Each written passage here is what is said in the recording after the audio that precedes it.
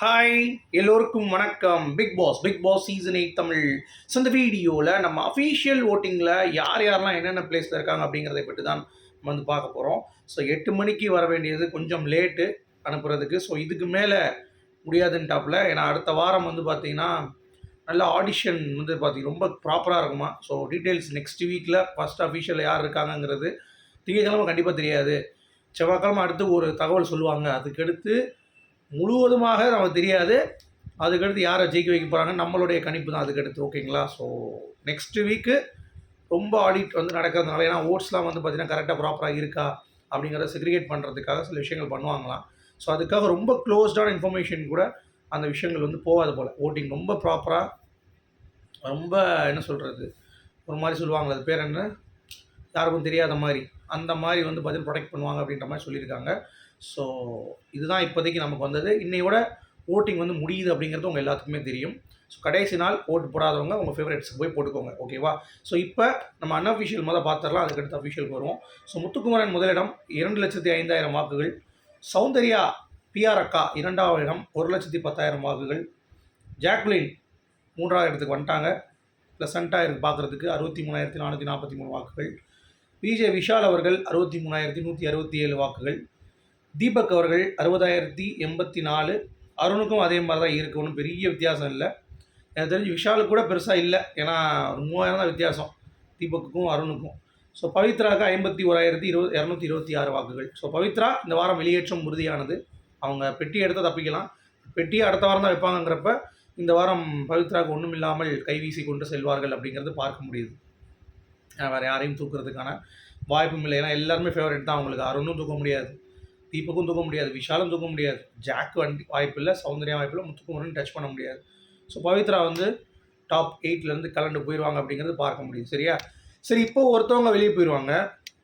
இப்போ என்ன எப்படி கேம் ஆக போகுது அப்படின்றீங்கன்னா, உங்களுக்கு ஞாபகம் இருக்கா 6th சீசனில் அமுதவாணன் அவர்கள் கடைசி வாரம் தான் வந்து பெட்டி எடுத்துகிட்டு போனார். ஸோ அப்படி இருக்கும் பட்சத்தில் அவர் டாப் 5 கண்டஸ்டன்ட் தான்.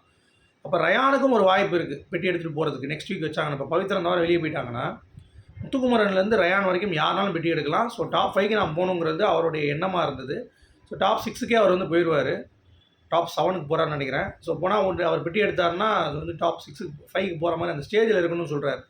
ஆனால் ரயானுக்கு இன்னொரு பிரச்சனை என்னென்னா, ரயான் தான் இப்போ அடுத்து லாஸ்ட்டில் இருப்பார் ஓட்டிங்கில் நெக்ஸ்ட் வீக். சரியா?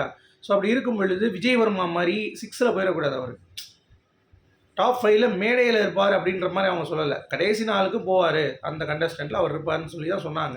ஸோ கடைசி நாளே இவங்க வந்து பார்த்திங்கன்னா 7 பேர்கிட்ட உள்ளே போகிறாங்களே, ஒரு எவிக்ஷன் அப்படிங்கிறப்ப 7 பேர்கிட்ட உள்ளே போகிறாங்க. ஸோ அப்படி இருக்கும்பொழுது எப்படி அது? நான் போன வட்டம் வந்து பார்த்திங்கன்னா 6 பேர் தான் வந்து போனாங்க.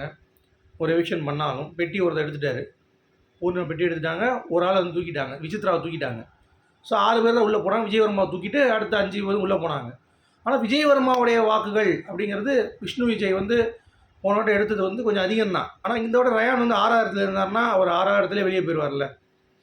ஸோ அதனால் பெட்டிக்கு வந்து நிறையா சான்ஸ் இருக்குது யார் எடுப்பாங்க அப்படின்னு சொல்லிட்டு. விஷால் எடுக்கலாம், அருண் கூட எடுக்கலாம், ரயான் கூட எடுக்கலாம். ரயான் வந்து 5க்கு போகணுன்றார். 5க்கு போகிறவங்களையும் தூக்கிட்டாங்கன்னா மிட் வீக்கில்.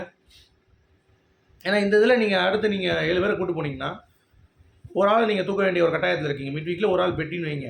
பெட்டி இப்போ விஷால் எடுக்கிறான்னு வைங்க, மிட் வீக்கில் ரயான் தான் போவார். போயிட்டாருன்னா அருண் டாப் 5க்குள்ளே போயிடுவார். ஸோ முத்துக்குமரன், சௌந்தர்யா, ஜாக்லின், தீபக், அருண் இந்த மாதிரி போயிடும் டாப் 5.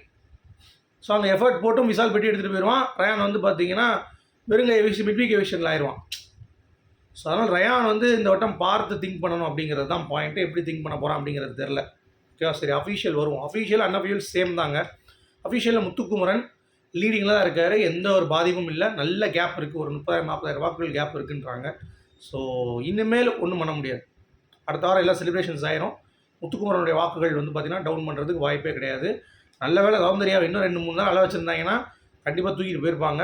ஸோ மேபி அடுத்த வாரம் எதுவும் அந்த மாதிரி சம்பவம் நடக்கக்கூடாது அப்படிங்கிறது தான். So Muthukumaran clear cut winner as of now. So Soundarya 2ஆம் இடம் அஃபீஷியல்லையும், ஜாக்லினும் 3ஆம் இடத்துல இருக்காங்க. 4ஆவது இடம் விஷாலில் தான் இருக்கார் அஃபீஷியலில். 5வது இடத்துல தீபக். கரெக்டாக இருக்குது அன்அஃபீஷியல், கரெக்டாக அஃபீஷியலோட மேட்ச் ஆகுது. ஸோ வேறு லெவல். உங்களுடைய கருத்துக்கள் சொல்லுங்கள். மீண்டும் அடுத்த சந்திப்போம். அது வரைக்கும் குட் பை.